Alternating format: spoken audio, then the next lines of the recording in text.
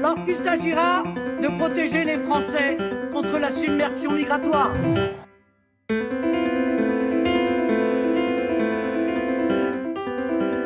Oui, notre adversaire, notre ennemi, c'est l'islamisme radical.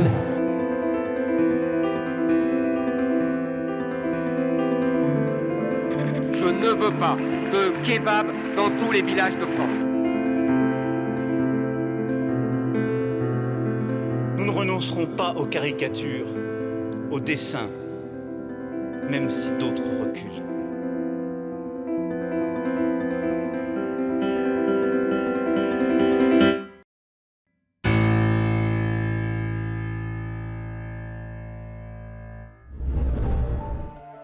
Public religion has been integral to the birth of modern France. This was perhaps nowhere clearer than in the aftermath of the 1789 French Revolution, when the Jacobins sought to replace Catholicism with new cults. And the following century in France would play out as a turf war between the French state and public religion.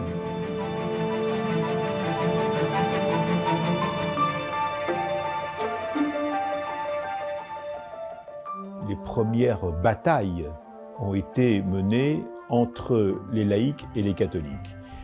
Tout simplement parce que, encore une fois, lors des débats qui ont précédé l'élaboration de la loi de 1905, il y avait d'un côté le monde catholique qui souhaitait maintenir en quelque sorte sa mainmise sur la société, et de l'autre côté, les laïcs qui, dans la poursuite du siècle des Lumières et de la Révolution française, disaient qu'il devait y avoir une séparation radicale entre les deux. An uneasy dispute between secularists called Laics and Catholics continued well into 1905, until the state drew a line. This was the year France passed a law to establish the basis of French secularism, also known as laicity. Through the law, France aimed to separate the church from the state and keep religions at bay, while ensuring a freedom of faith and worship. It was meant to be quite straightforward. La laïcité, c'est très simple, en fait.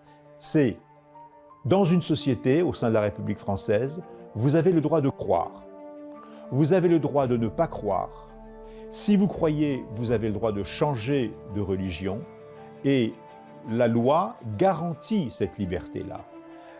Votre loi, la loi de la religion, ne doit pas être supérieure à la loi de la République. But more recently, France has raised doubt as to whether that guarantee is now becoming a thing of the past.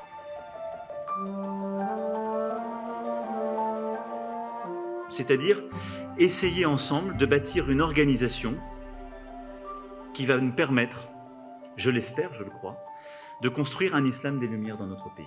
C'est-à-dire un islam qui puisse être en paix avec la République.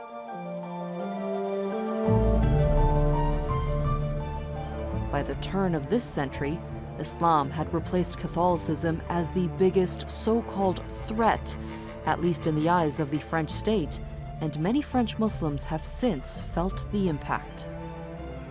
In 2004, the government outlawed the hijab, or the headscarf, across all schools, followed by a 2010 ban on the niqab face covering in all public spaces. On peine à trouver des cafés, mais on trouve beaucoup de boucheries halal. On n'a plus beaucoup de librairies françaises, mais on tombe sur des librairies islamiques. On n'aperçoit plus beaucoup de jupes, mais on voit beaucoup de niqab. On cherche la France, et on ne la trouve plus. And since the 2015 terror attacks, Muslims in France have come under police scrutiny, feeling pursued for the very beliefs laicity was meant to protect. It has led to questions as to whether French secularism, contrary to its spirit, has bred hate or that it's simply misunderstood.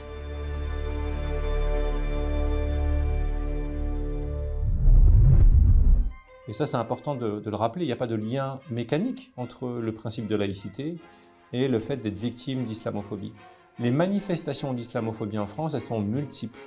C'est des discours, des accusations, des discriminations, visibles, des discriminations invisibles, des logiques de suspicion.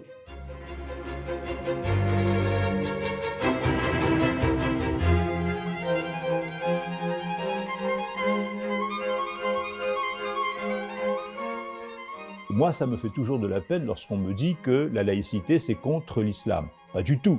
La laïcité n'est pas contre l'islam. La laïcité veut simplement qu'il y ait une séparation entre les sphères religieuses qui sont privées, intimes, et les sphères publiques. With a recent spike in anti-Muslim sentiment, the secular divide between the state and religion has often become blurred. Pour moi, la délinquance que nous vivons n'est pas une délinquance. C'est un djihad. Voilà. C'est une guerre qui nous est menée, une guerre de civilisation, une guerre de pillage, une guerre de vol, une guerre de viol et une guerre de meurtre. Vous n'avez pas honte? Non, j'ai pas honte du tout. And some people now accuse France of crossing a line it promised never to breach. La France a été un pays dont les relations avec l'islam et la présence musulmane sont extrêmement tourmentées, mais depuis l'avènement de l'islam. Depuis l'avènement de l'islam pendant le Moyen-Âge. Donc il y a eu des relations tendues, des relations parfois militaires, conflictuelles, armées, parfois des échanges. Parfois, il y a eu des enjeux de domination, une présence musulmane qui est parvenue dans une partie du sud de l'Europe. Vous avez à l'inverse toute la période coloniale qui a été justifiée par un certain nombre de théories suprémacistes qui ont justifié la domination coloniale et l'entreprise coloniale. Et dans ces discours-là, l'islam a été présenté comme un signe d'infériorité, comme le signe d'un peuple qui avait un besoin de civilisation et donc qui a justifié l'entreprise coloniale.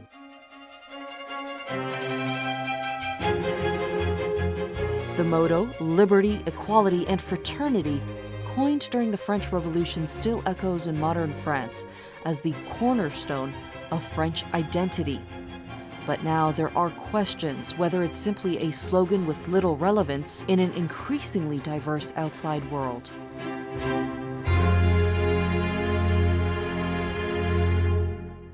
Les termes liberté, égalité et fraternité, c'est des mots qui sont bien beaux, mais dans la réalité du terrain, elles n'existent pas. Elles ne sont pas concrétisées. À consonance arabe, donc ça passe pas. Je m'appelle Ismaël, donc je suis né moi en France. Moi je me sens français parce que je suis né en France, je vis en France, je mange en France, j'ai été éduqué en France et donc je me sens français. Donc je me revois pas revivre en Algérie. Many French citizens of migrant backgrounds say they have to make an extra effort to prove their loyalty.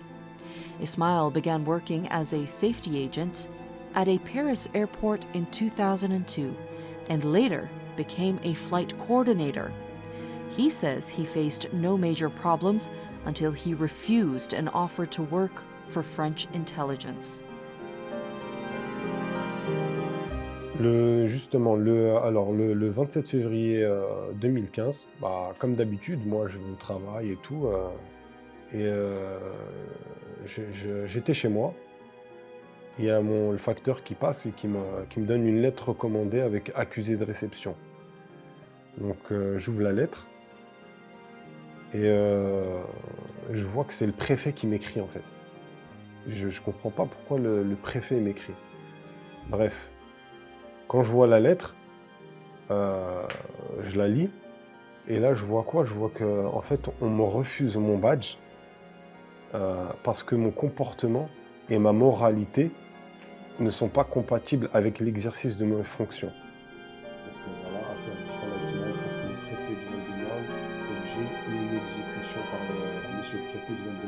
On a écrit, on a fait un référé pour qu'on puisse me redonner le badge rapidement.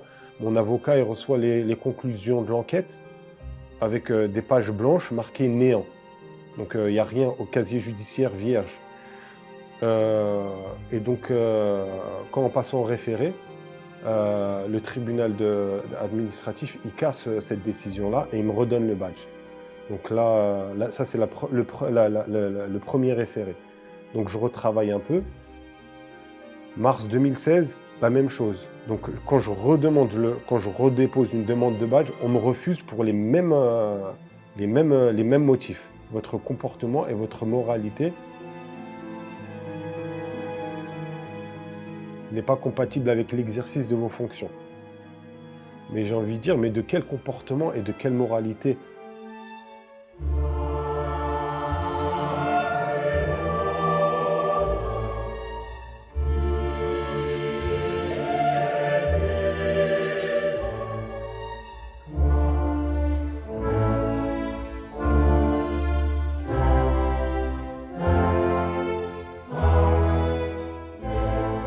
Il y a eu, après les attentats de novembre 2015, le président a décrété un état d'urgence qui réduisait considérablement les libertés et qui augmentait les capacités d'investigation des services de sécurité et aussi des préfectures, d'où la possibilité, par exemple, d'aller perquisitionner beaucoup plus vite que dans un cadre non état d'urgence. Donc forcément, compte tenu du choc que ça a été en France, eh bien, il y a eu un effet d'assimilation entre ce qui venait de se passer, perpétré par des groupes qui se revendiquaient de l'islam, et d'autre part, un sentiment pour certains musulmans de se sentir suspects, d'emblée, automatiquement suspects. Ce qui est très marrant, c'est qu'un jour, je rencontre une personne dans la rue, un collègue à moi, qui était lui, il était bagagiste. Je lui dis, ouais, ça fait longtemps que je t'ai pas vu, comment ça va et tout. Il me dit, ouais, bah écoute, moi j'étais en prison, mais là j'ai repris. Je lui dis, ah bon, c'est bon, t'es rentré à l'aéroport? Il m'a dit, oh, c'est bon, j'ai repris mon poste de bagagiste. Je lui dis, mais t'as fait quoi pour être en prison? Il m'a dit, bah en fait, j'ai braqué une banque. Il m'a dit, après, je me suis fait arrêter et tout, j'ai fait de la prison. On m'a relâché pour bonne conduite. Quand on m'a relâché, en fait, après, j'ai fait un cambriolage. Et il s'avère que la personne, voilà, elle a réussi à se détacher, à m'agripper. Je me suis fait arrêter pour ce cambriolage-là. Je suis rentré. Et une fois que je suis sorti, bah voilà, j'ai fait une procédure pour qu'on déclasse mon casier judiciaire. Et donc là, je retravaille à l'aéroport. Donc ça veut dire que cette personne... Et moi, je ne vais rien demander à cette personne. Hein. C'est lui qui est venu me voir. Donc un braqueur, il peut travailler à l'aéroport. Mais moi, mon dossier est vierge, j'arrive pas à accéder à un poste.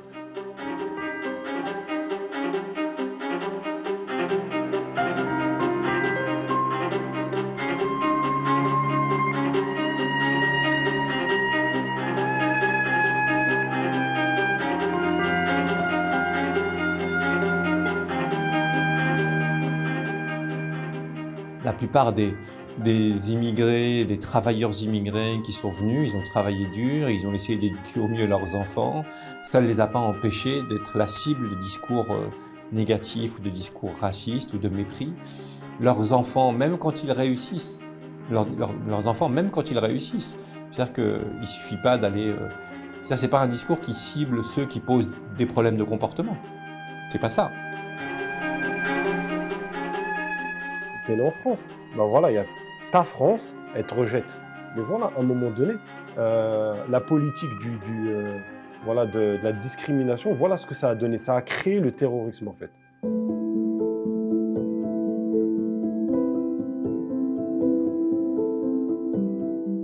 Violence, que ce soit du harcèlement de rue, que ce soit...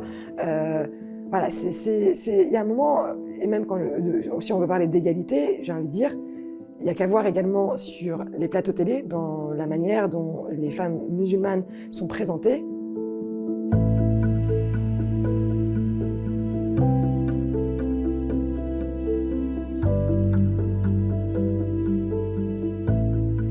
Je m'appelle Atika, j'ai 29 ans, je suis française. Je suis également tunisienne et algérienne de par mon papa et ma maman. Et je suis féministe. Je suis arrivée il n'y a pas si longtemps en région parisienne. Je suis arrivée sur Paris pour mes études. Avant ça, j'ai toujours grandi en Bourgogne. Et il est vrai qu'en Bourgogne, il fait bon vivre. J'ai énormément apprécié vivre là-bas, au Grand Vert, avec une famille aimante. Mais effectivement, en Bourgogne, on va dire qu'on a été confrontés très tôt aux discriminations. Et c'est là que j'ai compris qu'en tant que femme musulmane, j'étais à l'intersection de différentes discriminations. J'étais discriminée parce que d'une part, j'étais femme, donc j'étais confrontée au sexisme. J'étais discriminée parce que j'étais femme musulmane, donc j'étais également victime d'islamophobie. Et puis également de racisme, puisque je suis une jeune femme arabe et voilée.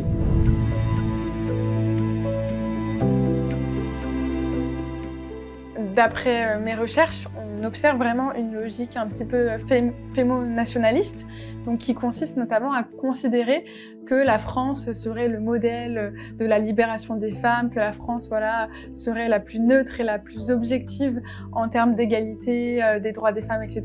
et qu'elle aurait justement un modèle parfait à offrir à toutes les femmes et notamment aux femmes racisées qu'il faudrait justement civiliser puisqu'elles seraient peu éduquées, pas assez civilisées, etc. Donc ce paradigme fémo-nationaliste qui est vraiment empreint de colonialité, il est très présent en France, notamment chez ce qu'on appelle les féministes blanches qui justement reproduisent des logiques de domination. Alors durant l'été 2016, on a eu une polémique supplémentaire, comme j'ai envie de dire chaque été, qui a touché les femmes musulmanes. Donc, on a eu de grosses polémiques politiques autour du burkini, visant notamment à interdire le port du burkini sur les plages, dans les piscines et ailleurs. Et on a eu certains décrets qui ont été passés, etc. À la suite de ces violences et de ces difficultés, une fois de plus, auxquelles, en tant que femmes musulmanes, nous étions exposées, nous avons fait le choix avec la Lab, donc c'était une de nos premières actions, de réaliser une vidéo dans laquelle 5 femmes musulmanes s'exprimaient sur leur parcours de vie, les difficultés qu'elles rencontraient et surtout le message d'espoir qu'elles souhaitaient partager. Nous, ces 5 femmes se sont réunies et on a fait une vidéo. Cette vidéo est devenue très rapidement virale. On va l'écouter.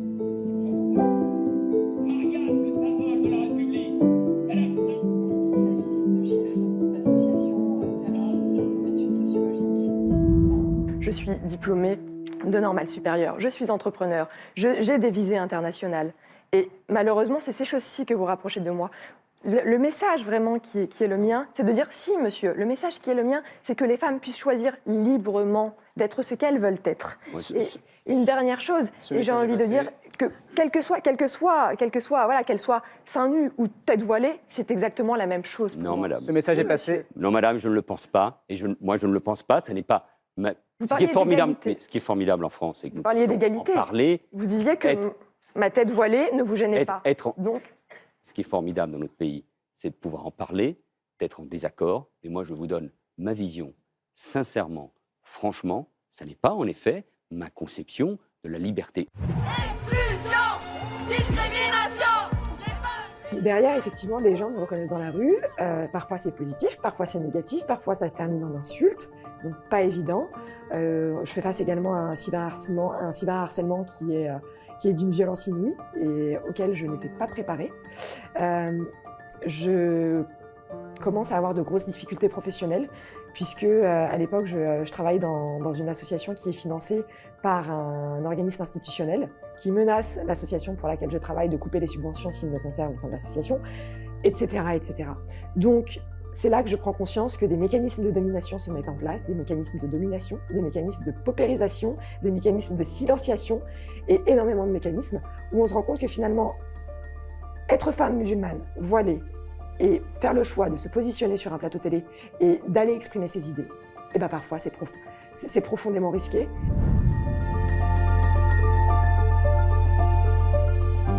Alors il y a certaines femmes musulmanes qui justement vont travailler en enlevant leur foulard puisqu'elles ont peur d'être licenciées et cette peur elle est chez mes enquêtés d'après mes recherches en fait elle est très présente parmi certaines enquêtées qui portent le foulard et qui sont sans cesse obligées finalement d'être invisibles dans l'espace public et qui agissent de façon très intracommunautaire. Finalement, Ce qui est révélateur dans tout ça, c'est que ces femmes musulmanes qui arborent un foulard ont très peu accès aux lieux et aux lieux de pouvoir décisionnaire en fait, et à ces positions qui sont sans cesse coupées par un ascenseur social qui ne monte pas pour elles. Ouais.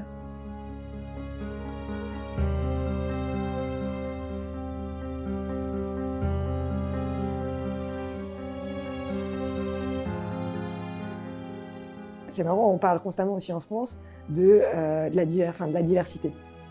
On va mettre le point sur la diversité, sur la France qui est un pays où la diversité règne. Mais comment peut-on faire régner la diversité quand bien même on tend à la faire disparaître en demandant à ces populations de s'assimiler? Il n'y a qu'à voir aujourd'hui en tant que femme musulmane, liberté à quel point, quand on sait qu'en tant que femme musulmane,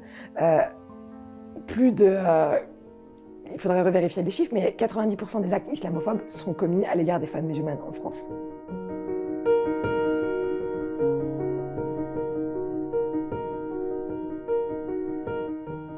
Fraternité, on est en train de nous diviser au lieu de nous unir en période de crise, surtout une crise sanitaire, une crise sociale. On est en train de diviser tous les individus en catégories, on nous a mis dans des cases et chaque case doit rester là où elle est. Donc il n'y a plus cette fraternité.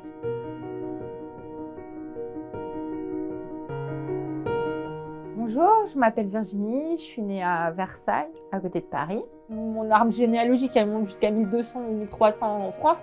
Donc voilà, donc moi je me sens pleinement française, donc j'ai pas de doute là-dessus. Il n'y a personne qui va me mettre le doute sur le fait que je suis pas française ou que je suis une française de seconde zone.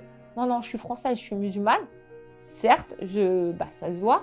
Mais je suis française aussi. Et au lycée, on a étudié les 3 grandes religions monothéistes. Et là, il est apparu l'islam dedans. Et comme j'étais curieuse, je me suis dit, je vais essayer d'en apprendre un peu plus parce que je lis beaucoup. Donc, je vais essayer d'en apprendre un peu plus sur l'islam et puis sur le judaïsme. Donc, j'ai commencé par l'islam, en fait. J'ai acheté un Coran, d'abord. Après, j'ai acheté des livres. Et en fait, au fur et à mesure que je lisais, pour moi, c'était une évidence. Je ne sais pas comment expliquer, mais en fait, j'avais encore envie de lire. Plus je lisais, plus j'avais envie de lire. Et quand je lisais le Coran, je me disais, mais c'est ça, en fait. C'est ça. Et mon petit poids, il partait de mon cœur, en fait. Et je me suis convertie comme ça.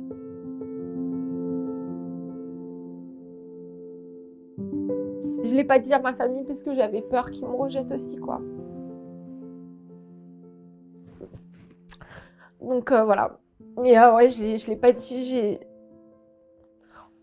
C'est difficile en fait quand on est converti d'annoncer ça à ses parents en fait et à sa famille.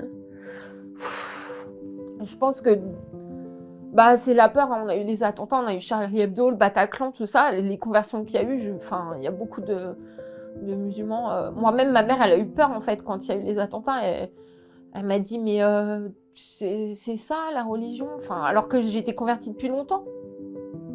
Du coup, c'est super compliqué. En fait, on nous assimile tout le temps à ça. Et en fait, voilà, l'islam, on en entend parler que dans les médias et de façon négative. Donc après, nous, en tant que musulmans, aller voir nos familles, leur dire voilà, j'ai choisi l'islam, les gens nous prennent pour des fous en fait, parce qu'ils ne connaissent pas. Donc heureusement, je me suis convertie avant tout ce qui se passe, mais même ce qui se passe, ça nous touche parce que les familles s'inquiètent en fait. Surtout depuis que je porte le voile.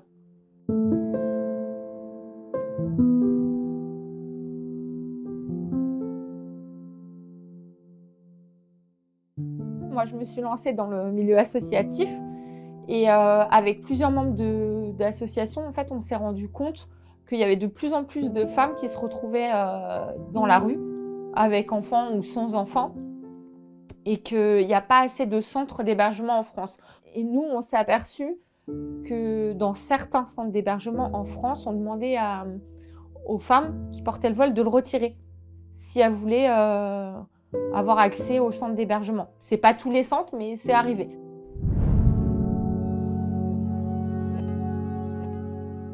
Virginie says they've helped 20 girls in 6 years.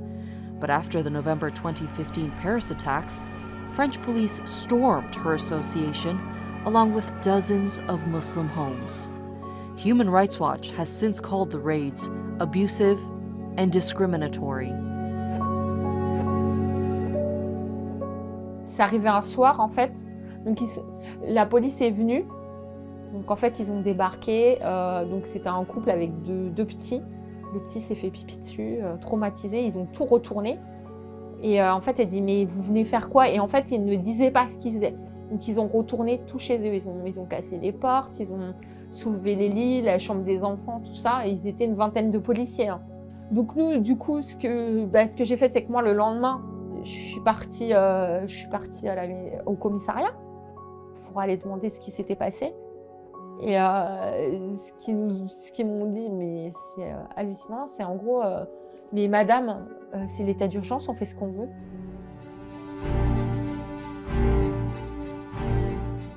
Il y a énormément d'anxiété qui a été relevée, énormément de stress.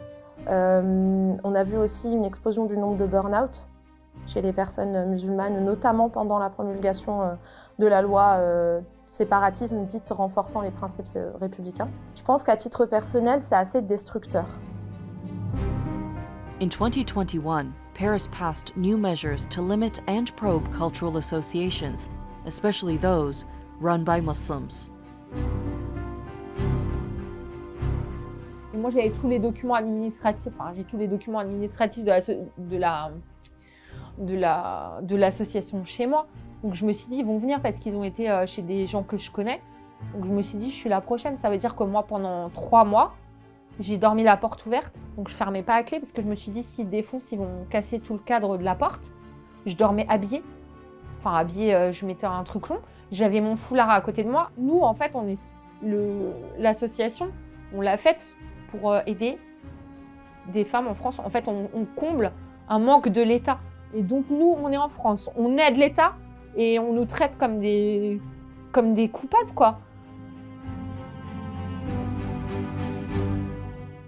On pourrait vivre la fraternité, mais si on arrivait à renier une part de notre identité. Après, même s'il y a des gens qui essayent de cacher leur identité, il y a des personnes qui aujourd'hui ont peur de dire qu'elles sont musulmanes, de peur de perdre, par exemple, des financements publics ou même privés, donc qui ont peur de perdre ce type de financement, mais qui continuent quand même à vivre d'autres types d'oppression, qui continuent à vivre du racisme, parce que voilà, ils vont avoir une tête ou un visage, un faciès un peu plus typé, qui continuent à vivre des contrôles aux faciès, etc., etc. Donc on nous demande de renier notre identité en nous disant, si vous reniez votre identité, vous allez pouvoir bénéficier de la fraternité, mais même quand les gens la renient, ils continuent à subir quand même des discriminations. Voilà, il faut savoir que nous, en France, la laïcité, normalement, elle protège toutes les religions. Ça veut dire que le croyant, quelle que soit la religion, il a le droit de croire, de s'habiller comme bon lui semble en corrélation avec sa religion et de pratiquer sa religion. Donc il y a des lieux de culte, tout ça. France remains adamant it will not flinch from protecting what it calls Republican values, even if it means intruding upon expressions of personal faith.